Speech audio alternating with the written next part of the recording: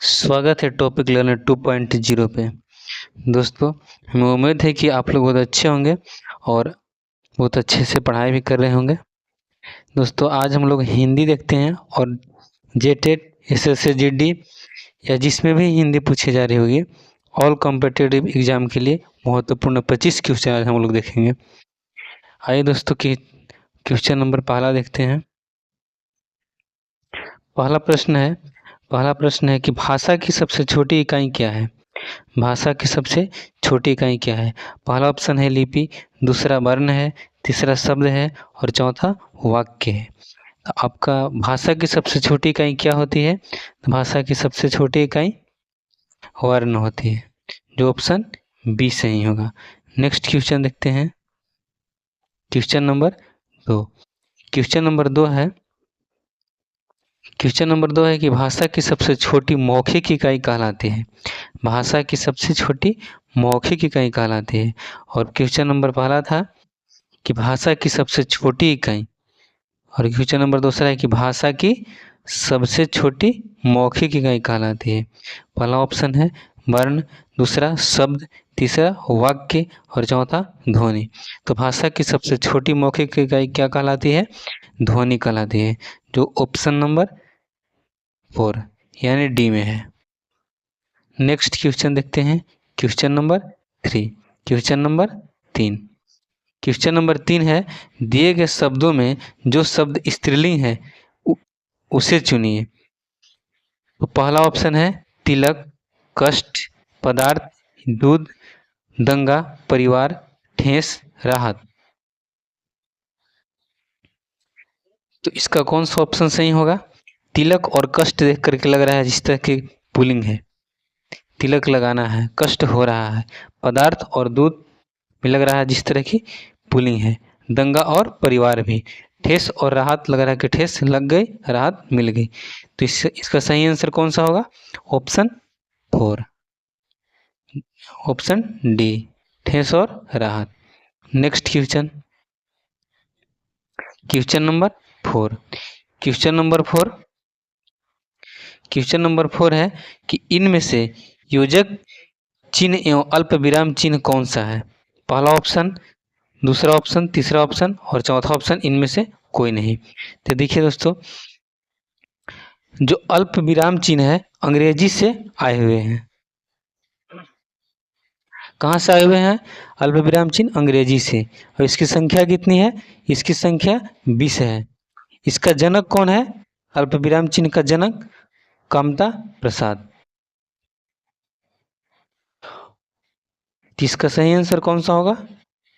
इसका सही आंसर है ऑप्शन बी। नेक्स्ट क्वेश्चन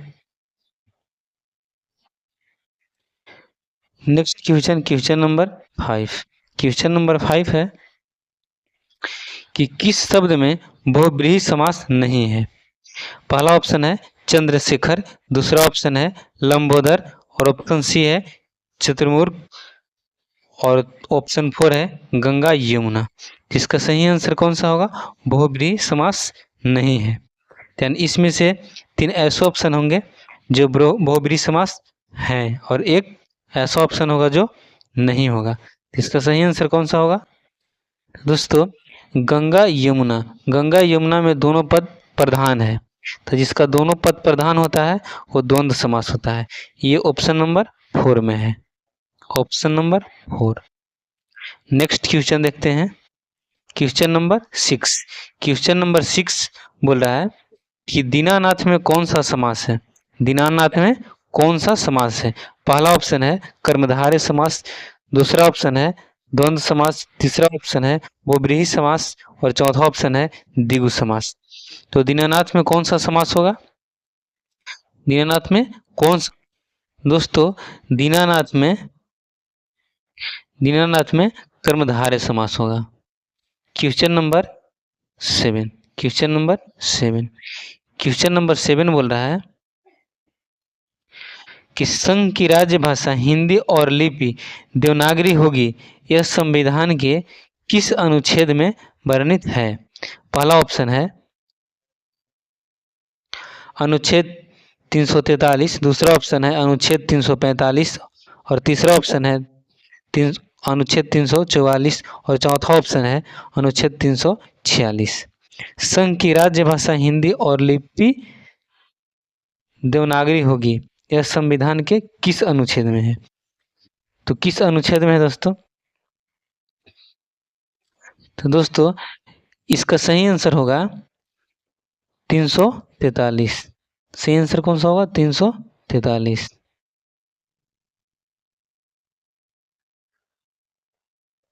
और दोस्तों 343 से लेकर के 351 तक भाषा का प्रावधान है और ये भाग कितना में है? भाग 17 में है। अब question number 8, question number 8, question number 8 है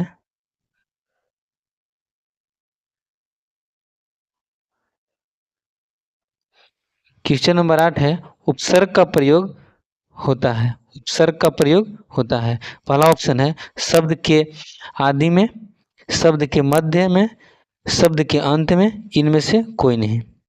तो उपसर्ग का प्रयोग कहाँ पे होता है? उपसर्ग का प्रयोग उपसर्ग का जो प्रयोग होता है शब्द के आदि में। Option A. नेक्स्ट क्वेश्चन है क्वेश्चन नंबर 9। क्वेश्चन नंबर 9 है किस शब्द में कर्मधारय समास नहीं है?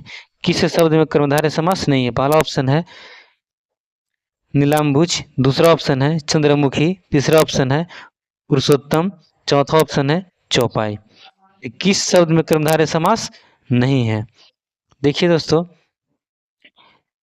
चौपाई में चौ यानी पहला संख्यावाची पद है।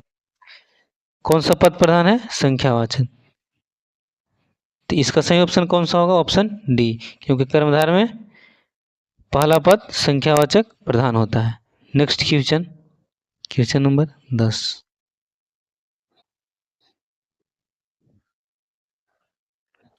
दिए गए शब्दों का विलोम चुनें। दिए गए शब्दों का विलोम चुनें।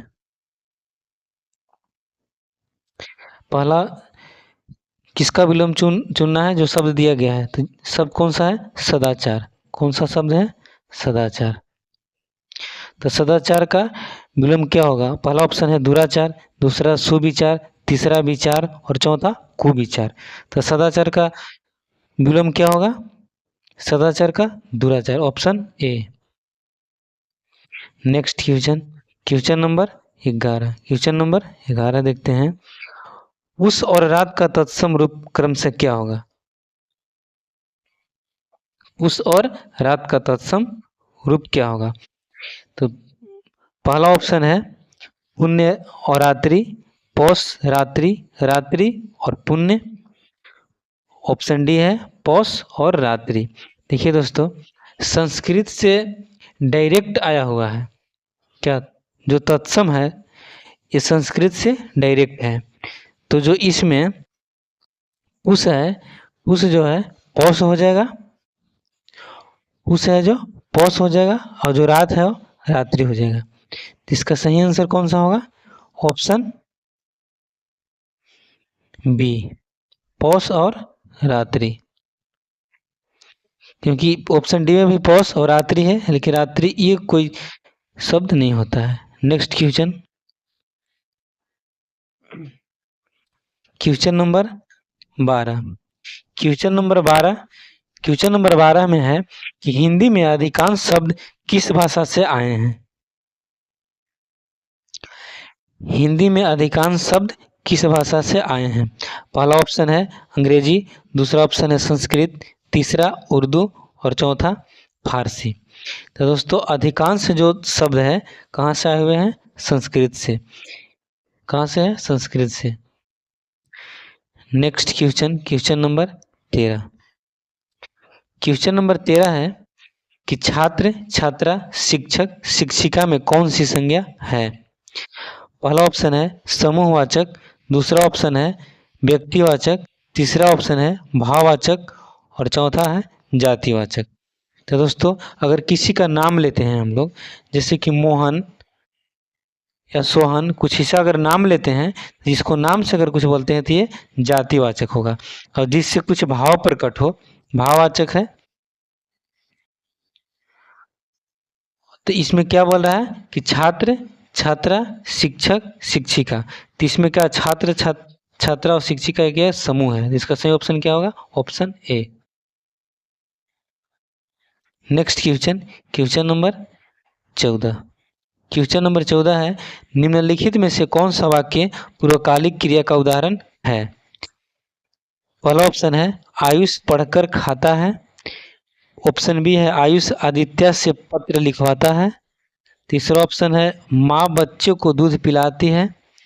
और चौथा ऑप्शन है आयुष पढ़ने विद्यालय गया। तो जो पूर्वकालिक क्रिया होता है, पूर्वकालिक क्रिया में इसका पहचानने का तरीका है ट्रिक, एक समझिए एक ट्रिक माध्यम से, कि आपका उसमें कर दिखेगा।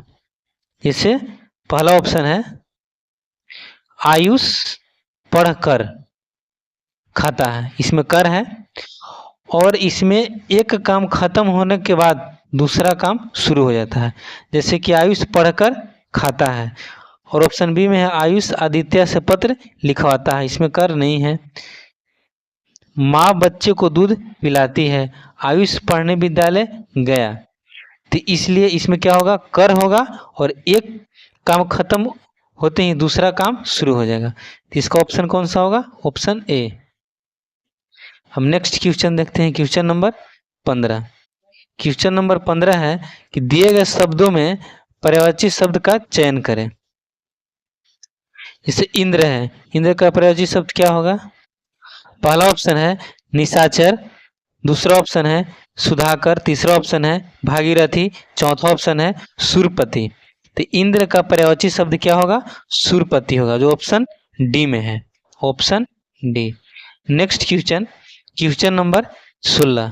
क्वेश्चन नंबर 16 है, दोस्तों आप लोग अधिक से अधिक शेयर कीजिएगा, लाइक कीजिएगा और सब्सक्राइब भी कीजिएगा। और दोस्तों हिंदी सीडीपी और मैथ की भी वीडियो इसी चैनल पे आएगी, और सामान्य ज्ञान की भी आएगी। दोस्तों आप लोग अच्छा से पढ़िए और जेटेड अच्छे नंबरों से क्वालिफाई कीजिए। देखते हैं क्वेश्चन नंबर 16, किस शब्द में बहुब्रीहि समास है। पहला ऑप्शन है सप्ताह, दूसरा है हस्तलिखित, तीसरा है मेघनाथ और चौथा है यह प्राप्त। इसका सही ऑप्शन क्या, इसका सही ऑप्शन क्या होगा, इसका सही होगा मेघनाथ, मेघनाथ।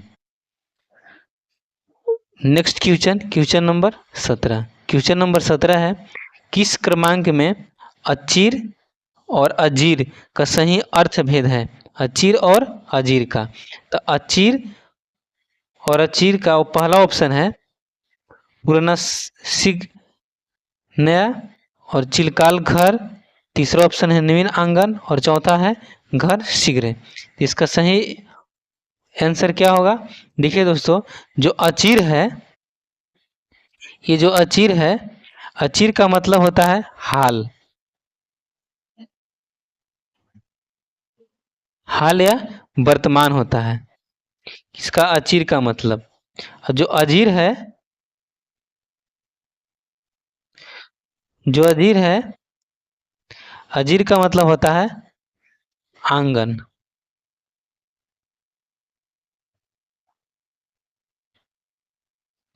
अचीर का मतलब होता है हाल या वर्तमान, और अजीर का मतलब होता है आंगन। इसका सही आंसर क्या होगा, इसका सही आंसर कौन सा होगा, नवीन और आंगन, जो ऑप्शन सी में है। Next question, question number 18। Question number 18 है कि जिस वाक्य में एक कर्ता और एक क्रिया हो उसे कहा जाता है। पहला ऑप्शन है मिश्र वाक्य, दूसरा ऑप्शन है विधिवाचक, तीसरा ऑप्शन है सरल वाक्य और चौथा ऑप्शन है संयुक्त वाक्य। तो दोस्तों जिस वाक्य में एक कर्ता और एक क्रिया होता है उसे सरल वाक्य कहते हैं, जो ऑप्शन सी में है। हम next question, question number 19। Question number 19 है, काम का नाम बताने वाले शब्द को क्या कहते हैं। काम का नाम बताने वाले शब्द को क्या कहते हैं? पहला ऑप्शन है संज्ञा, दूसरा ऑप्शन है सर्वनाम, तीसरा ऑप्शन है क्रिया और चौथा ऑप्शन है क्रिया। इसका सही आंसर क्या होगा? इसका सही आंसर होगा क्रिया विशेष क्रिया। सॉरी दोस्तों, इसका सही ऑप्शन क्या होगा? क्रिया, क्योंकि काम का नाम बताने वाला है, तो जो काम होगा वो किस में आएगा? क्रिया में। Next question number 20। Question number 20 में है अपदान तत्पुरुष समास का सही शब्द चुनिए। अपदान तत्पुरुष समास का सही शब्द, पहला ऑप्शन है मदमाता, दूसरा ऑप्शन है रस भरा, तीसरा ऑप्शन है रोगग्रस्त और चौथा ऑप्शन है रोग मुक्त। तो इसका सही ऑप्शन दोस्तों, जो मदमाता, ये जो मदमाता है, रस भरा है और रोगग्रस्त है, ये तीनों क्या है? करण तत्पुरुष। क्या है? करण तत्पुरुष समास है। और जो रोग मुक्त है, अपदान का मतलब ही होता है अपदान, मतलब कि अलगाव के लिए, अलगाव के लिए। तो इस रोग है रोग मुक्त, रोग है मुक्त मतलब इससे अलग करने के लिए, रोग से मुक्त के लिए। तो इसका सही आंसर क्या होगा? Option D. हम नेक्स्ट क्वेश्चन देखते हैं, क्वेश्चन नंबर 21। क्वेश्चन नंबर 21 है निम्न शब्दों में पर्यायवाची का चयन करें। शब्द क्या है? सतर्कता। सतर्कता का पर्यायवाची क्या होगा? पहला ऑप्शन है असावधानी, दूसरा है सावधानी, तीसरा है असतर्कता और चौथा है तसल्ली। इसका सही आंसर कौन सा होगा? इसका सही आंसर होगा सावधानी। सावधानी option B. Next question, question number 22। निम्न में से कौन सा शब्द पुल्लिंग है? पहला शब्द है संतान, दूसरा है कड़ी और तीसरा है चील और चौथा है सरसों का खेत। दोस्तों देखिए यहाँ पे, जो यहाँ पे संतान है ये स्त्रीलिंग है, संतान स्त्रीलिंग है, कड़ी भी स्त्रीलिंग है, चील भी स्त्रीलिंग है, लेकिन सरसों, सरसों स्त्रीलिंग है, लेकिन सरसों का खेत है, इसलिए यह पुल्लिंग हो गया। तो option D. Next question, question number 23। Question number 23 बोल रहा है कि दीनानाथ में कौन सा समास है? पहला ऑप्शन है कर्मधारय समास, दूसरा ऑप्शन है द्वंद्व समास, तीसरा ऑप्शन है बहुव्रीहि समास और चौथा ऑप्शन है द्विगु समास। तो दीनानाथ में कौन सा समास होगा?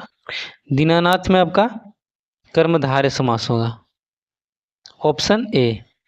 Next question, question number 24। Question number 24 है कि चमचा किस भाषा का शब्द है? पहला ऑप्शन है अरबी, दूसरा तुर्की, तीसरा अंग्रेजी और चौथा उर्दू। तो चमचा किस भाषा का शब्द है?